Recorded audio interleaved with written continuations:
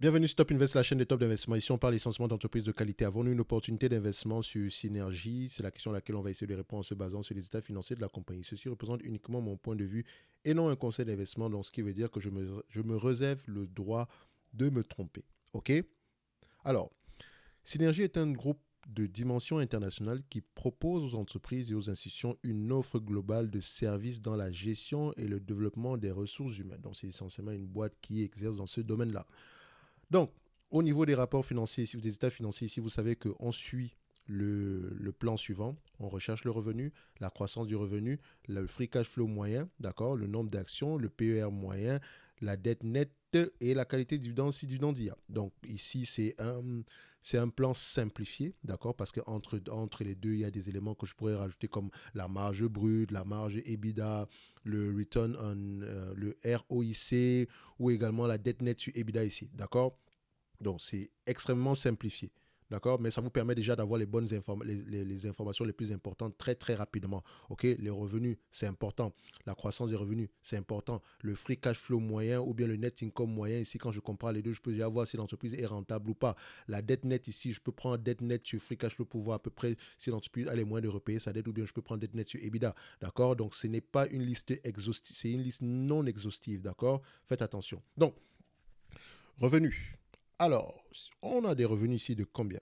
Je vois ici que nous avons une compagnie en pleine croissance ici, hein. Nous avons eu des revenus en berne ici pendant quelques années. Donc, si je le prends ici en yearly, nous voyons que 2020 a été une année en berne, c'est normal. Si c'est une boîte ici qui existe dans le secteur des ressources humaines, c'était pas une belle période pour elle ici. Donc, mais on voit ici que la croissance a continué. On a des revenus plus élevés qu'en 2019. Donc, tout est correct ici dans ce secteur-là. Alors, on continue. La croissance ici, elle est due à quoi? Acquisition ou bien de manière organique, d'accord? Donc, c'est pas que l'une ou l'autre n'est pas bien, mais on est de préférence une croissance de manière organique ici. Donc, ici, on fait des petites acquisitions ici, année après année, mais c'est des toutes petites acquisitions. Donc, vous voyez ici, bon, ça c'est correct ici. Donc, on a une croissance essentiellement organique, ok? Donc, on continue ici. Au niveau des revenus, qu'est-ce qu'on a? On a à peu près 2 milliards 850. Je vois ici, les analystes s'attendent à avoir combien? Donc, on prend ici Synergie. Alors, on met Synergie, ok? Alors, Synergie. Et pendant que vous y êtes, profitez-en, regardez la compagnie ici. Quand vous la regardez sur une longue période de temps, qu'est-ce qui s'est passé entre 2008 et 2009? Vous voyez que en période de récession, elle pourrait payer un tout petit peu en termes de revenus. Donc, essayez de voir comment est-ce qu'elle s'est comportée. Ça ne veut pas dire que quand l'état dans lequel elle était à cette période, si c'est le même état, elle sera dans le même état en date d'aujourd'hui. Mais ça vous donne déjà une indication générale. OK? Donc, il faut également regarder le niveau d'endettement à cette période, etc. Donc maintenant, quand vous regardez une entreprise, comparez toujours, surtout une qui existe depuis au moins avant 2008, vérifiez toujours comment est-ce qu'elle s'est comportée en 2008. OK? Donc il y a de fortes chances qu'elle se comporte également de la même façon ici, même si 2008 et 2022, c'est pas la même chose. OK? En 2008, je ne pense pas qu'on avait une pression inflationniste à ces niveaux. D'accord? Donc faites attention. Alors, on continue ici. On va prendre ici, selon les analystes ici, donc forward estimate, les analystes s'attendent à avoir combien en termes de forward estimate ici, le sales, on a combien? Alors, les analystes s'attendent à peu près à avoir aux alentours de 3 milliards de revenus et ils ont déjà baissé leurs prévisions ici. Vous pouvez constater ici qu'on a une baisse des prévisions. Là, on se retrouve à 2 milliards 970 alors qu'en début d'année, on était à peu près à 3 milliards. Faites attention, quand les prévisions commencent à baisser, ça commence à ne pas sentir bon. OK? Donc, c'est une information à prendre ici avec des pincettes. Donc, on peut s'attendre ici à 3 milliards ou à 2 milliards, mais de toutes les façons, on a une compagnie qui est en pleine croissance ici. Donc, quand je vais prendre 3 milliards, je prendrai croissance zéro de toutes les façons. Une compagnie de croissance, même si on a une légère croissance ici, je ne veux pas l'acheter à un prix assez élevé. Donc, vous voyez ici que quand je parle de compagnie de croissance, ce n'est pas, quand je prends sur les 10 dernières années, nous avons une croissance ici à peu près de 6%. Sur les 5 dernières années, nous avons 5%. Sur les 3 dernières années, nous avons à peu près 5% également. Sur les 2 dernières années, nous avons à peu près 10%. Donc, je prendrai à peu près 5% en moyenne pour la croissance. Mais comme ici, on s'en va dans une situation, dans une période assez compliquée, on va se dire qu'au moins sur la période de 3 à 5 ans, on va au moins avoir le même niveau de revenu maximum qu'on avait ici, soit 3 milliards. OK? Voilà. 3 milliards. Croissance des revenus, je mets 0. Free cash flow moyen. Donc déjà, premièrement, je compare les net income et les free cash flow pour voir si on va dans la même tendance, si on a à peu près les mêmes informations. Free, net income. Alors, on va le mettre ici à 2. Donc, on a ça. Donc, je prends la moyenne. Ça, c'est depuis... Déjà, je constate que depuis le 2018, je sais que les free cash flow auront tendance à être différents par rapport au net income parce que pour une compagnie européenne, précisément, les compagnies européennes ont tendance à comptabiliser les loyers, voilà, à ne pas comptabiliser les loyers au niveau de la partie opérationnelle du bilan. Et ça, c'est un problème, d'accord? C'est qui donne une information sur les free cash flow assez erronée. Donc, quand moi, je vois déjà, c'est ici, je vais prendre les informations sur les net income directement. Donc, faites attention. Donc, ici, les net income, je les prends en termes de marge, d'accord? Je vais comparer les deux ici. Je n'ai pas eu le temps, enfin, je devais comparer les deux, mais ici, on va se dire que les net income ont tendance à être dans le même sens que les free cash flow. Faites attention, mais vous devez vérifier ça pour vous, d'accord? Faites attention. Donc, les net income ici, en termes de marge, on a combien?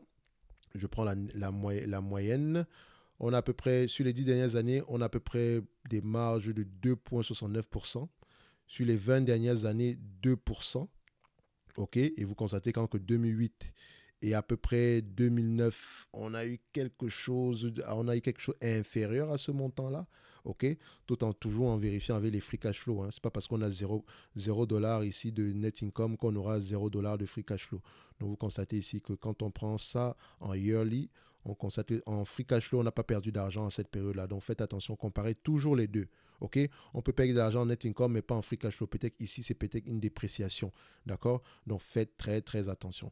Donc net income ici, 2% en moyenne. Sur les 10 dernières années, on a 2,70. Sur les 5 dernières années, on a 2,65. Donc je prends ici 2 points. Alors, je vais prendre 2,70 ici. OK? 2,70. 2,7. Nombre d'actions. Est-ce qu'on a un nombre d'actions qui diminue ou bien qui augmente? On est ici un nombre d'actions qui, voilà, on peut se dire que le nombre d'actions ici sur les 20 dernières années a tendance à être assez stable. On a 24 millions d'actions. 23,99, donc je vais mettre ici 24 millions d'actions. Maintenant, le PER. Le PER ici, price, donc on paye généralement combien ce genre d'entreprise va s'échanger entre 15 et 17 fois les bénéfices généralement. Alors ici, alors les 15 et 17 fois les bénéfices. On va prendre la moyenne médiane. OK. La médiane ici, c'est 13 fois les bénéfices. OK, c'est correct. 10 dernières années ici, on a combien? On a à peu près 12 fois les bénéfices. 5 dernières années, 12 fois les bénéfices. 3 dernières années, 13 fois les bénéfices. Donc, on va se dire 13 fois les bénéfices. Le marché ne paye pas généralement cher pour ce genre de compagnie ici. Donc, la valeur va être située entre 13 et 15 fois les bénéfices. Donc, je vais prendre 13 fois les bénéfices. OK? Même si je pourrais également prendre des PER de 15 et c'est à peu près dans la même tendance. OK? Donc, on va prendre 13 fois les bénéfices. Au niveau de la dette nette ici, déjà, dette nette. Donc, dette nette, déjà, sur EBITDA, on a combien? Alors, on n'a pas de dette nette. C'est magnifique. On n'a pas de dette nette. Donc, c'est une entreprise qui est prête à souffrir présentement. J'aime ça. Donc, on a près de 172 millions ici en termes de cash. D'accord? Donc, en termes de cash ici, on a plus 172 millions. OK. Qualité du dividende, si dividende il y a. Alors, qu'est-ce qu'on va faire? On a tous les éléments nécessaires pour faire notre évaluation ici. Donc, qualité de dividende, on va y revenir. Donc, 3 milliards. En situation normale, je rappelle encore, 3 milliards de revenus en situation normale, 2,7% de marge bénéficiaire ici, tout en questionnant pourquoi est-ce que les free cash flow et les net income sont différents. OK, ça fait 81 millions en moyenne. Multiplié par 13 fois les bénéfices, d'accord, même si je pourrais prendre 15 fois les bénéfices, d'accord, plus le cash net ici de 172 millions d'euros, divisé par le nombre d'actions ici, nous avons 24 millions d'actions, ça donne 51 euros l'action. Alors, en date d'aujourd'hui, l'entreprise cote à combien? En date d'aujourd'hui, nous cotons à 23 euros l'action. Donc, vous voyez que l'entreprise est sous-évaluée en date d'aujourd'hui. OK? Donc, pourquoi est-ce qu'elle est sous-évaluée? Posez-vous toujours les bonnes questions. Qu'est-ce que le marché voit ici que nous, on ne voit pas? OK? Qu'est-ce que le marché anticipe sur les prix actuels que nous, on ne voit pas? Parce que de toute façon, l'anticipation sur les prix est généralement à court terme. D'accord? Nous, ici, on n'est pas là pour réfléchir à court terme, mais à long terme. Est-ce que c'est une entreprise qui a de l'avenir? C'est-à-dire que est-ce qu'elle est indispensable dans l'économie en général? Si la réponse est oui, on met de côté. Enfin, quand je dis on met de côté, on coche. Deuxièmement, est-ce que c'est une compagnie qui, n'est-ce pas, a la capacité de souffrir en cas de récession? Je dirais également oui. Pourquoi? Parce qu'on a une dette ici assez gérable. D'accord? Donc, regardez également sous quelles conditions cette compagnie-ci fait beaucoup d'argent. Est-ce qu'en période de récession, les entreprises auront besoin d'elles? Est-ce qu'en période d'après-récession, on aura besoin d'elles? Qu'est-ce qui pousse une compagnie à avoir recours au service de synergie? OK? Moi, au prix actuel, cette compagnie-ci, à ce que je vois, nous avons une compagnie assez intéressante, bien gérée. OK? Elle est assez intéressante. OK? Donc ici, elle a également la capacité de souffrir. Je me dis qu'au prix actuel, je pense que c'est tout bénef. C'est cadeau, limite. OK? Donc, je pense qu'on a une opportunité d'investissement ici avec Synergie, mais ça vient également toujours, comme d'habitude, avec un risque à court terme, moyen terme. Et comme je le dis toujours, avec les chiffres, vous savez exactement quelles questions vous devez poser, mais c'est quand vous lisez les rapports financiers que vous pouvez investir avec conviction. C'est-à-dire que qu'importe la variation du prix de l'action ici, vous dormez sur vos deux oreilles parce que vous comprenez ce que l'entreprise fait. D'accord? Vous ne pouvez pas comprendre ce que l'entreprise fait en regardant uniquement des chiffres. J'insiste. D'accord? Donc, dividende. Ici, je ne dis pas que les chiffres ne sont pas intéressants, d'accord? C'est dans le sens où, voilà, il ne faut pas uniquement se limiter aux chiffres. Sinon, on a juste une partie du message, d'accord? Et si vous êtes d'accord avec cette stratégie d'avoir juste une partie du message, tant mieux. Là, vous êtes en train de faire du quantitative value investing ou bien du quantitative investing. C'est pas quelque chose que moi j'aime faire, que c'est pas quelque chose que je fais d'habitude. Donc, je vous encourage à lire vos rapports financiers. Ça vous permet d'avoir le cœur tranquille quand vous avez de grosses variations. Par exemple, dernièrement, j'ai vu une variation sur Nexity. J'ai fait une vidéo parlant de faillite, etc. Mais Nexity ne va pas faire faillite. Je ne m'inquiète pas pour ça. Sauf que maintenant, si vous comprenez ce que l'entreprise fait, vous savez déjà, avant même que les prix ne commencent à baisser, que l'inflation, l'augmentation des taux d'intérêt, ça entraîne généralement un ralentissement dans le secteur. Donc, on anticipe déjà qu'OK, on peut s'attendre à peu près à des meilleurs prix à court terme. D'accord? Donc, au niveau du dividende ici, est-ce que le dividende ici, il est stable et croissant? Je vais mettre ici en yearly. Ici, je vois ici un dividende, voilà, qui est à peu près stable. Je vois ici à peu près depuis 2014, celui-là a augmenté. En 2017, entre 2017 et aujourd'hui, il n'a pas trop changé. Donc à 80 euros, à 0,80 ici, il est assez stable. Si l'entreprise vous reverse la totalité des free cash flow moyens ici sur un revenu à peu près, disons, de 3 milliards, d'accord, 3 milliards, donc on prend ici, si on reverse la totalité des free cash flow ici, par rapport au prix actuel, d'accord, on a à peu près 500, par rapport à la capitalisation boursière actuelle, on a à peu près 14% de rendement. Et ça, je n'ai même pas encore pris en considération la dette. Parce que ici, nous avons une entreprise qui peut payer la dette ici. Rappelez-vous qu'elle n'a même pas de dette. Elle paye le dividende ici, elle paye 60 centimes d'euros pour le dividende. Enfin, 80 centimes, d'accord, pour le dividende. 80 multiplié par 24 millions, ça donne combien? 80 multiplié par 24 millions, ça donne à peu près à peu près 20 millions d'euros pour le dividende ici. Elle a 172 millions en cash divisé par 20 euros, 20 millions ici, ça donne combien? Elle peut payer le dividende avec le cash qu'elle a présentement en banque, elle peut payer le dividende, ce même niveau de dividende pendant 8 ans. Donc, vous pouvez être certain que vous allez recevoir vos 3,48% pendant au moins les 8 prochaines années. Mais elle se réserve le droit de couper ce dividende ou de le réduire. Attention, en période difficile. Et ce n'est pas une mauvaise décision, ça peut également être une très bonne décision pour économiser le plus de cash possible. Dans tous les cas de figure, la pérennité de ce business n'est pas menacée. Au prix actuel, on a quelque chose à jouer présentement sur Synergie. Je pense que nous avons une opportunité d'investissement ici. Comme d'habitude, à aller creuser. Il faut comprendre ce qu'on fait, quels sont les risques à court terme, à long terme également, quelles sont les opportunités. OK? Ceci reste uniquement mon point de vue et c'est en aucun cas un conseil d'investissement. Et comme je le dis toujours, je me réserve le droit de me tromper. Je dis bien, je me réserve le droit de me tromper. D'accord? Ne pensez pas ici que tout ce que je dis, c'est 100%. Non, non, non, non, non. Pas, d'accord? Il y a des entreprises, par exemple, où j'ai fait des erreurs. Comme sur Mercialis. Il y a une erreur sur Mercialis.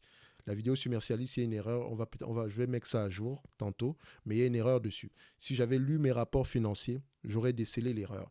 Et si je me suis limité aux états financiers, quand j'ai dit des états financiers, je me suis limité aux états financiers en prenant en considération uniquement ce que je voyais sur les agrégateurs un peu comme Yahoo Finance, comme Ticker, comme Coifin.